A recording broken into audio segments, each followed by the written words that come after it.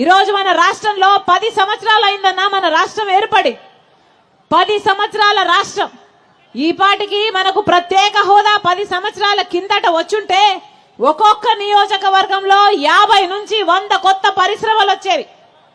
ఎంత అభివృద్ధి జరిగి ఉండేది, మన బిడ్డలకు ఎన్ని ఉద్యోగాలు వచ్చుండేవి. కానీ 10 సంవత్సరాలు అయింది, ఈ రోజు వరకు కూడా ప్రత్యేక హోదా రాలేదు.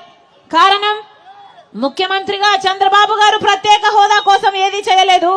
ముఖ్యమంత్రిగా అయినాక జగన్మోహన్ రెడ్డి గారు కూడా ప్రత్యేక హోదా కావాలని ఒక్కసారి కూడా ఏ ఉద్యమము చేయలేదు.